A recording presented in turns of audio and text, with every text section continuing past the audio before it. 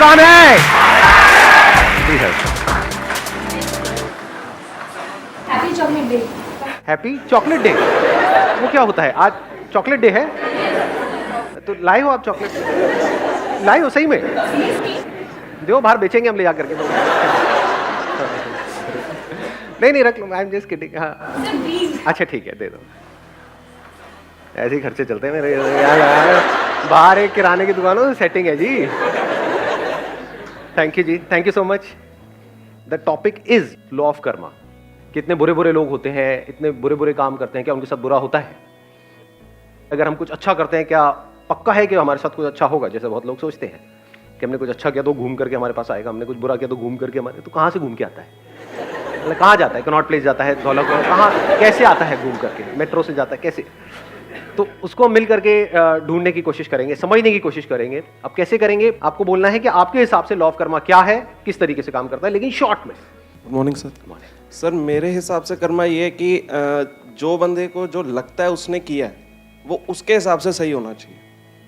जैसे कहते हैं ना कि तुमने मेरे साथ बुरा किया तो तुम्हारे साथ बुरा होगा, ऐसा कुछ मेरे को लगता नहीं है। जैसे फॉर एग्जांपल कोई टेररिस्ट है, उसके हिसाब से उसने सही काम किया, तो क्या वो काम सही है? सर क्या उसका रिजल्ट सही आएगा उसके पास में? सर उनके हिसाब से तो वो काम सही है ना। That is what I am saying. तो अगर वो उनके हिसाब से सही है तो क्या वो सही है? नहीं। जैसे फॉर एग्जांपल मेरे को लगता है कि आग में कूदना सही है, तो अगर मैं सही सोच करके आग में कूद जाऊं तो क्या वो सही रिजल्ट आएगा? मेरी सोच वहां तक नहीं गई ना, कभी टेररिस्ट बनने की, आग में कूदने की। मेरी गई है। बट जहां तक मेरी सोच गई है, मतलब जो काम हमने किए हैं लाइफ में। हाँ, let's give big hand for him.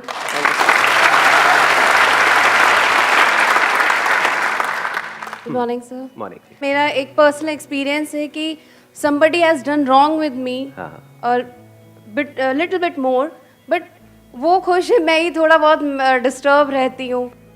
तो ये बड़ा मतलब अजीब लगता है कि अब I can blame to someone, क्योंकि वो तो अपने माइंड से ठीक ही चल रहा होगा या चल रही होगी, बट मैं अपने माइंड में कंफ्यूज रहती हूँ कि भाई ये ठीक है कि नहीं है, मतलब वो रहते ही है माइंड में। मतलब कई बार क्या होता है कि कोई आदमी झूठ बोल करके, फॉर एग्जांपल किसी ने हमको बेवकूफ बना दिया। मैं एक एग्जांपल पकड़ रहा हूँ, आपकी बात नहीं कर रहा, जस्ट इन जनरल, कि किसी ने झूठ बोला, चीज़ों को मैनिपुलेट किया, है ना, और आपके साथ में कुछ गलत कर दिया। अब वो बंदा मस्त है अपनी लाइफ में, आप दुखी हो गए, और कब तक के लिए हो गए? ऑलमोस्ट पूरी लाइफ के लिए हो गए। तो गलत किया किसने और हो किसके साथ रहा है? जो इनोसेंट है, जिसने कोई गलती नहीं करी, वो भुगत रहा है पूरी जिंदगी के लिए। जिसने गलत किया वो मस्त है, वो सोच तक नहीं रहा है उसके बाद, वो तो भूल गया है, यानी वो उसको भूल गया है गलत करके, लेकिन जिसके साथ गलत हुआ वो नहीं भुला पा रहा है। तो भुगत कौन रहा है? जो भूल गया है या जिसको याद है? तो यहां पर क्या आ गया? अंडरस्टैंडिंग आ गई कि अगर हम समझ लें, फॉर एग्जांपल यही आज हम करने की कोशिश करेंगे, समझ ले लॉ ऑफ कर्मा क्या है, ये कैसे काम करता है, किस किस लेवल पे कैसे कैसे काम करता है। अगर ये हमको अच्छे से समझ आ जाए, मतलब हमारे सारे फंडे क्लियर हो जाए, फिर हम एक्शन लें, तो पॉसिबिलिटी क्या है कि रिजल्ट अच्छा होगा हमारे लिए भी और औरों के लिए भी? 100%, ऑलमोस्ट 100%। हाँ, it can't be 100% because we are thinking but very near to 100%। But हमको ABCD भी नहीं पता है इस लॉ ऑफ कर्मा की, और फिर हम एक्ट करें, तब क्या है? फॉर एग्जाम्पल आप दिल्ली में ड्राइव कर रहे हो, तो पहले यहाँ के ट्रैफिक रूल्स को आपने अच्छे से समझ लिया कि लेफ्ट साइड में ड्राइव करना है, फिर आप ड्राइव कर रहे हो, तभी एक्सीडेंट तो हो सकता है, पर चांसेस बहुत कम है, या ये कह लो इस वजह से एक्सीडेंट नहीं होगा कि सामने से कोई आगे टक्कर मार दे। यहाँ पे तो सब कुछ हो सकता है। लेकिन if you drive according to the situation and the circumstances, उसको समझ करके आप ड्राइव करो, तो पॉसिबिलिटी सही एक्शन की बहुत बढ़ गई। We never try to understand what this law of karma is all about, क्योंकि इससे इंपॉर्टेंट और क्या है लाइफ में? बताओ, थोड़ा सा दिमाग लगाओ, ये समझना जरूरी है या नहीं है? सो मेरे हिसाब से जो आपका कर्मा या डेस्टिनी जो है वो कुछ नहीं होता। आप अपने जो बिलीव करते हो या फिर जो आपको कोई और बिलीव करवा देता है, आप उसको ही सच मान के वो चीज़ें आगे करते हो। आपका बिलीव और दूसरे के बिलीव के अकॉर्डिंग ही आपका कर्मा आगे डिसाइड होता है। तो व्हाट यू सेइंग इज कि जो हमारे बिलीव्स हैं उसके अकॉर्डिंग ये डिसाइड होता है कि हमको कैसा आउटकम मिलेगा उन एक्शंस का, जो एक्शंस हम ले रहे हैं। फॉर एग्जाम्पल आपको किसी ने बिलीव करा दिया कि आपके सर पे भूत चढ़ गया है, एक्चुअल में नहीं है, मान लिया, लेकिन क्या इस मानने की वजह से आउटकम आएगा या नहीं आएगा? नहीं आएगा। नहीं आएगा। सर गोल गोल घूमेगा नहीं घूमेगा? बाल बाल ऐसे घूमेंगे नहीं घूमेंगे? हाँ, आवाज बदल जाएगी नहीं बदल जाएगी? आप बीमार नहीं हो, लेकिन आपके अंदर एक वहम आ गया कि मैं बीमार हूं। इस वहम का क्या इलाज है? क्या इसकी वजह से गड़बड़ होगी या नहीं होगी? होने लग जाएगी। स्ट्रेस आएगा नहीं आएगा? गड़बड़ मतलब क्या? आपके ऊपर स्ट्रेस आएगा नहीं आएगा? टेंशन होगी या नहीं होगी? होगी।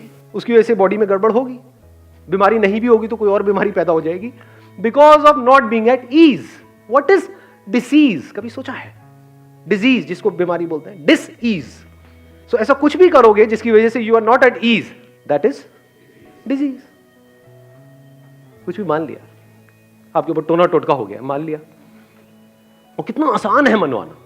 आपके घर के बाहर आ करके कोई लाल रंग मिला के ये वो करके कुछ अपना मिर्ची पिर्ची नींबू ले करके वहीं जहां से आप निकलते हो अपनी गाड़ी पे, उसके टायरों के दोनों के सामने लगा देना है, तो फटेगा, पुचुक करके आवाज आएगी। उसके बाद में हो गया आपका काम शुरू।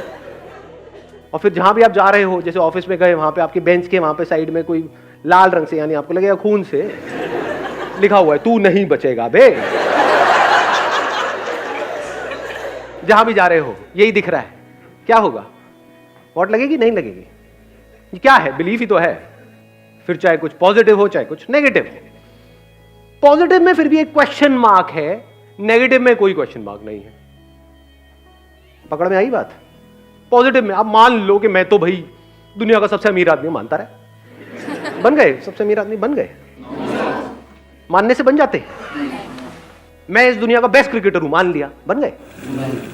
मैं बीमार हूं बिकॉज ऑफ कुछ अंदर वायरसेस हैं, कुछ बैक्टीरिया हैं, उसकी वजह से आप सोचते रहो नहीं नहीं मैं हेल्दी हूं, मैं हेल्दी हूं, मैं ठीक हूं, मैं ठीक हूं, ठीक हो जाओगे। या उससे रिलेटेड जो प्रॉब्लम है उसको डायग्नोस करना पड़ेगा, उससे रिलेटेड गोली खानी पड़ेगी, तो वहां पे एक्शन लेना पड़ेगा ना। मेरी जिंदगी बेकार है, मेरी जिंदगी में कुछ नहीं पड़ा है, इसमें किस एक्शन की जरूरत है? कौन सी गोली काम आएगी यहां पर? नेगेटिव बिलीफ्स में किसी एक्शन की जरूरत है ना, वो काम अपना अपने आप ही कर देगा। पॉजिटिव बिलीफ के लिए एक्शन की जरूरत है।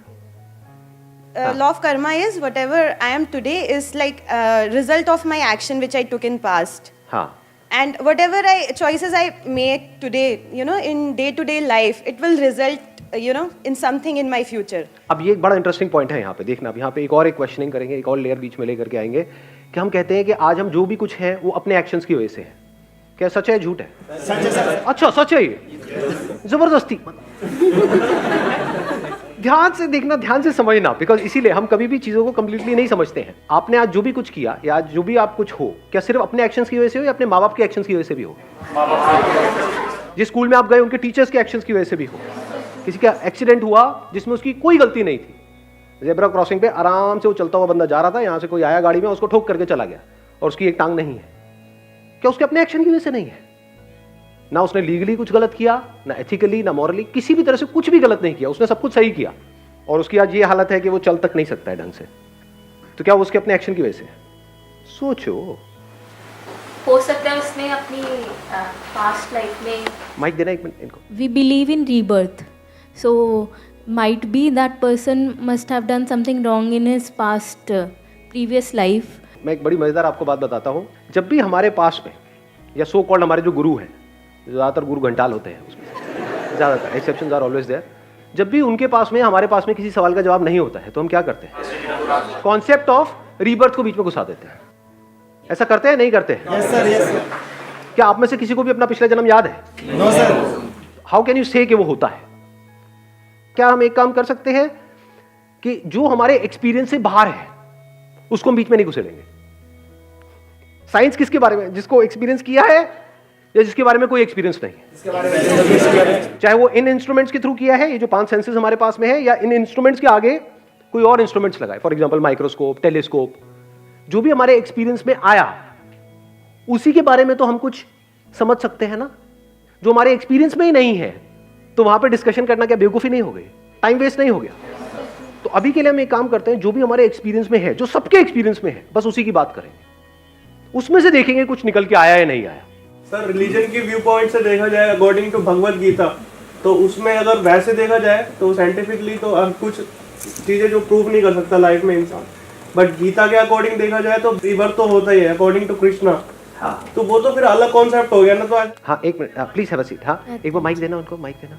अगर अकॉर्डिंग टू प्रीवियस बर्थ अगर देखा जाए, बहुत अच्छे कर्म इस जन्म में कर लिए, लेकिन फिर भी वो फकीर है, कोई गरीब है, वो अकॉर्डिंग टू उसके कर्मों की वजह से है। हम कहते हैं यार उसकी किस्मत देख कितनी अच्छी है, राजा भोज है एकदम, कितना अच्छा इंसान पिछले जन्मों की वजह से है। हाँ, पिछले कर्मों की वजह से। तो अगर किसी लड़की के साथ में कोई रेप हो रहा है तो वो उसके पिछले जन्मों के कर्मों की वजह से हो रहा है? नो नो, अगर पिछले जन्मों में उसने कुछ बुरे कर्म किए होते, बुरे कर्म मतलब क्या, बुरे एक्शंस, तो उसमें कुछ बुराई तो नजर आती। उस 6 साल की बच्ची में या 8 साल की 10 साल की बच्ची में कोई बुराई नहीं है, इतनी इनोसेंट है जिसकी कोई हद नहीं है, जिसको अगर कोई बुरे से बुरा इंसान भी देखे तो उसका दिल पिघल जाए उसको देख करके। उसके साथ बुरा हुआ, क्यों हुआ? उसके कुछ बुरे कर्मों की वजह से। उसने कुछ गलत नहीं किया, फिर भी उसके साथ गलत हुआ, क्यों हुआ? क्यों हुआ? लगाओ दिमाग, किसका कर्म है ये? यहां पे ध्यान से समझ लेना, जो एक करता है उसका असर सब पे होता है, और जो सब करते हैं उसका असर एक पे होता है। आप ये नहीं कह सकते कि ये सिर्फ उस बंदे की वजह से हुआ, ये जो हमारा लीगल सिस्टम है उसकी वजह से भी हुआ या नहीं हुआ। Yes sir. अगर लीगल सिस्टम इतना स्ट्रांग हो कि ऐसा कुछ होने की गुंजाइश ही ना हो, तो इस बंदे में हिम्मत कहां से आएगी स्टेप उठाने की? क्या जो हमारा एजुकेशन सिस्टम है उसका रोल उसमें है या नहीं है? Yes sir. गवर्नमेंट स्कूल्स की हालत देखिए कभी जा करके, मैं जाता रहता हूं इसलिए मुझे पता है अंदर की हालत क्या है। वहां जा करके देखो क्या हालत है वहां पर। एजुकेशन सिस्टम के खराब होने में क्या हमारा जो पॉलिटिकल सिस्टम है उसका रोल है या नहीं है? अगर आप कहते हो उसने कुछ बुरे कर्म किए जिसकी वजह से उसके साथ कुछ हुआ, तो इसका मतलब क्या हुआ? अब ना तो पॉलिटिशियन को कुछ करने की जरूरत है, ना पुलिस वालों को कुछ करने की जरूरत है। अरे भैया सबके कर्मों की वजह से तो हो रहा है। आई थिंक हमारी कंट्री, ये जो इतनी बुरी हालत है हमारी कंट्री की, उसमें इसका बहुत बड़ा हाथ है। हम हर चीज को उठा करके पास पे डाल देते हैं और अपनी रिस्पॉन्सिबिलिटी वहां से हटा देते हैं। जो हो रहा है वो उसकी वजह से हो रहा है, कर्मों की वजह से हो रहा है। तो अब सवाल उठता है इसमें हम क्या कर सकते हैं? क्या एक झटके में पूरा का पूरा सिस्टम बदला जा सकता है? No sir.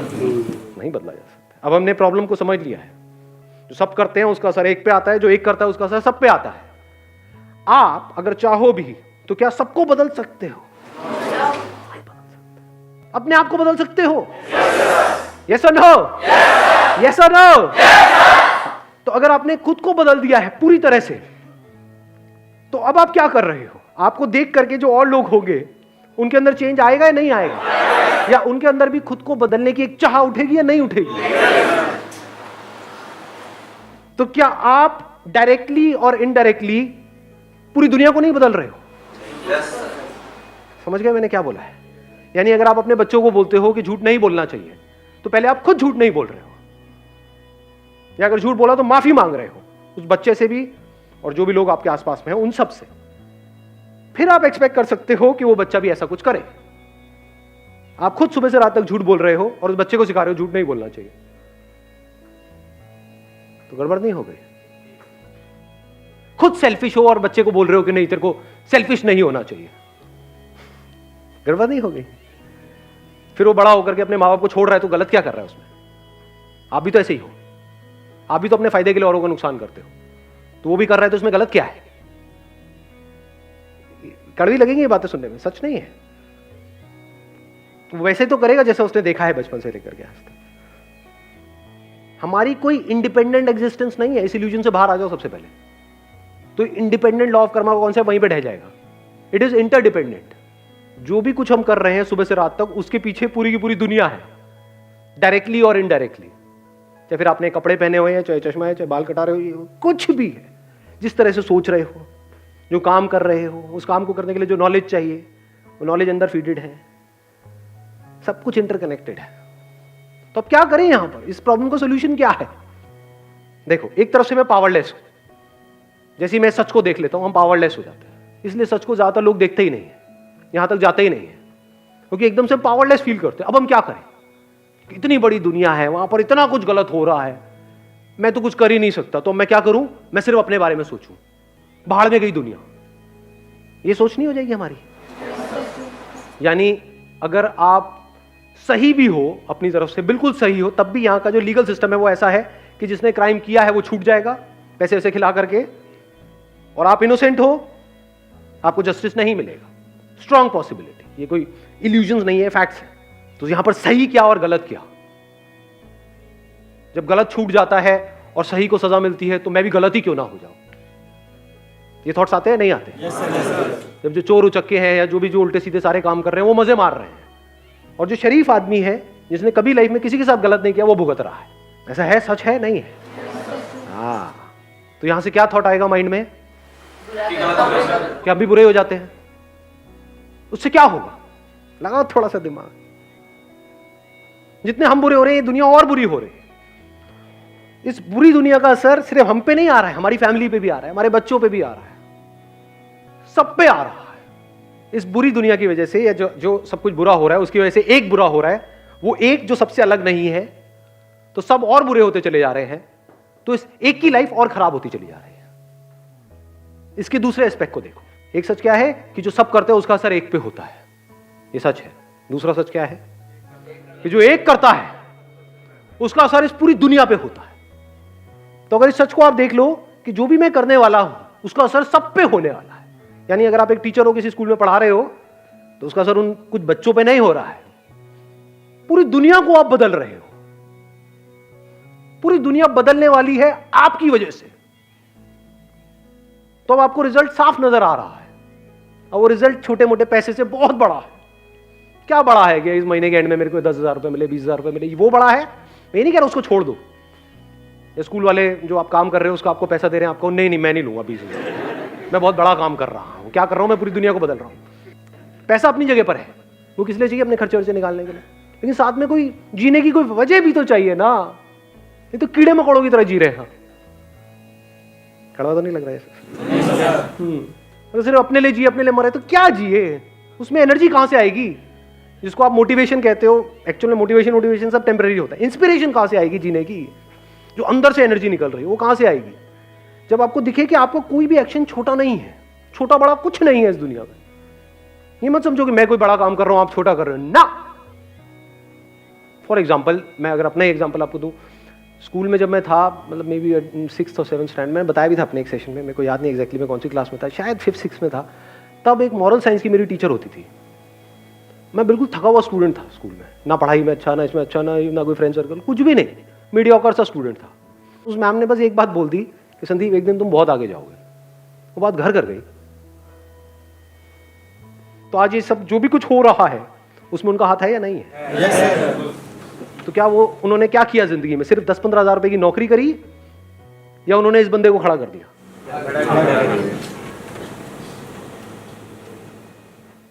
देख पा रहे हो इस सच को? ये विजन चाहिए होती है लाइफ में। तो अब आपकी सोच बड़ी हो जाती है। जब बड़ी सोच आ जाती है तभी तो बड़ी एनर्जी चाहिए। छोटी सोच के लिए क्या एनर्जी चाहिए? छोटी। अब यहां पर कोई सेल्फिश मोटिव नहीं होना चाहिए अगर इस सच को आपने देख लिया है तो। यानी अब अगर आप ये सोच करके कर रहे हो कि मैं जो करने वाला हूं या करने वाली हूं उसका असर पूरी दुनिया पे आने वाला है, तो मुझे क्या मिला? अरे घोचू, आप उस दुनिया से अलग नहीं हो, आप ही वो दुनिया हो। तो जो मिला आपको ही मिला। तो यहां से आपका पर्सनल सेल्फिश मोटिव बिल्कुल जीरो हो गया।